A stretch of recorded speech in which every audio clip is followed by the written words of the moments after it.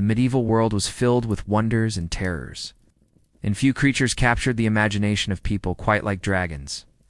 These enormous fire-breathing beasts slithered and soared through the pages of illuminated manuscripts, the minds of peasants, and the whispered warnings of wandering bards. Whether perched atop a treasure hoard in a dark mountain or coiled beneath a castle, dragons were seen as both symbols of chaos and guardians of unimaginable power. But the question that lingers, centuries later, is both simple and puzzling. Did dragons exist in the Middle Ages? The people living in the Middle Ages? The answer was likely yes. Dragons were not fantasy. They were believed to be as real as wolves in the forest or whales in the sea. The natural world was still mysterious and terrifying. Most people never traveled far from their villages. They relied on stories passed down through generations, accounts from religious texts, and illustrations that merged the real with the surreal. If someone told you a knight had slain a dragon in the hills beyond your town, you might not have doubted it. Why would you? The world was full of dangers, and dragons fit right in. Medieval bestiaries, which were sort of like encyclopedias of animals, described dragons alongside lions and crocodiles. These books didn't distinguish clearly between myth and reality. They often included moral lessons, associating each creature with a symbolic meaning. The dragon was often used to represent Satan or sin, coiled in temptation and breathing destruction. Religious art and sermons featured dragons as literal evils to be overcome. In one of the most popular legends of the time, St. George, a Roman soldier turned Christian martyr, slayed a dragon that demanded human sacrifices from a terrified town. It is not hard to see why this story resonated. The dragon was a physical embodiment of everything that threatened the fragile order of medieval society. There are also plenty of so-called eyewitness accounts. Explorers, crusaders, and merchants who traveled to distant lands returned with stories that seemed to confirm the existence of dragons.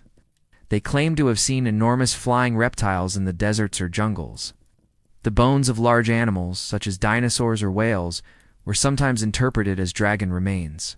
A peasant unearthing a giant skull or rib cage might icily believe it belonged to a long-dead beast of legend. After all, what else could it be? Science as we know it did not exist.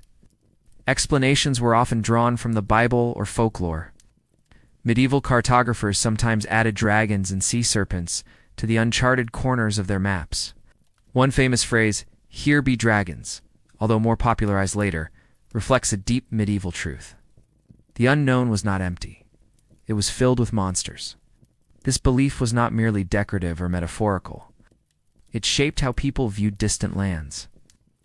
Foreign places were dangerous because they were thought to house strange and threatening creatures. Dragons helped give shape to the fears of the unknown. Why? Dragons. What was it about this creature that captured such intense fascination? Part of the answer lies in how dragons combine traits from real animals. They have the wings of a bat, the claws of an eagle, the scales of a serpent, and the strength of a bear. They breathe fire like a natural disaster given life. No one had ever seen anything exactly like that, but everyone had seen parts of it. The dragon was the ultimate predator, assembled in the human imagination from the most terrifying traits found in nature. Dragons also served a narrative function. In a world that was constantly battling plague, famine, war, and instability, stories about knights fighting dragons were not just entertaining, they were hopeful. They gave people a framework in which evil could be confronted and conquered. The dragon was the obstacle standing between chaos and peace. When a hero slew a dragon, it felt like order had been restored. Some scholars believe that stories of dragons may have evolved from earlier myths about snakes or giant reptiles. Cultures around the world have their own versions of dragons. In Norse mythology, the dragon Nidhogg gnawed at the roots of the world tree. In China, dragons were not evil monsters but wise and powerful beings who controlled the elements. In the Middle Ages, Western Europe's version of the dragon became more singularly destructive. This shift might reflect the region's preoccupation with Christian morality, which emphasized the battle between good and evil. Interestingly, not all medieval people believed dragons were purely monstrous. Some thought they were simply part of the natural world, albeit dangerous. Like wolves or bears, dragons had a place in the ecosystem of the imagination. There were even suggestions in some texts that dragons could be hunted, that their organs had magical or medicinal properties, or that their blood could be used in potions. These beliefs may sound bizarre today, but to people who lacked modern medicine and science, the idea of using dragon's blood to cure disease was no stranger than using leeches or charms. The legacy of medieval dragons has lasted far beyond the Middle Ages. When we imagine dragons today, much of what we picture comes from that era.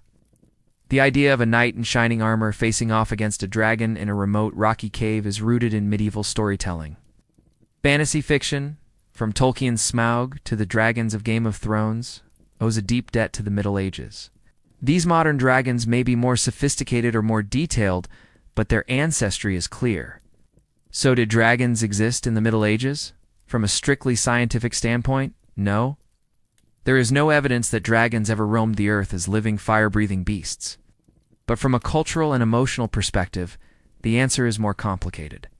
Dragons existed in the minds and hearts of medieval people. They shaped how they understood the world, explained its dangers, and envisioned its heroes. They existed in the stories people told to make sense of a world that often seemed unforgiving and chaotic. And perhaps that is the most important kind of existence. The Middle Ages were a time of uncertainty. Life was short and fear was constant. In such a world, dragons gave shape to fear and offered the possibility of overcoming it. They were the darkness that could be vanquished, the terror that could be faced, the mystery that could be named. Even if no one ever found a real dragon, people lived and died believing in them. That belief shaped art, literature, religion, and even the way people understood nature and evil. Dragons may not have left bones behind, but they left a much more powerful fossil record in the stories and symbols of a civilization. Their wings never cast shadows across real medieval villages, but they loomed large over the imaginations of the people who lived there. And in that sense, dragons were as real as anything else in the medieval world. In the end, whether dragons actually existed may be less important than the fact that so many people believed they did. Those beliefs shaped their reality. They feared dragons. They honored those who claimed to slay them. They told stories around hearth fires that gave meaning to their struggles and inspired courage. And today, when we look back on the Middle Ages, dragons still roam the edges of our imagination, fierce and unforgettable. A lasting testament to the power of myth and human history. Thanks for diving into the fascinating world of medieval dragons with us. Whether or not these fire-breathing beasts ever truly walked the earth, one thing is clear: they were very real to the people of the Middle Ages.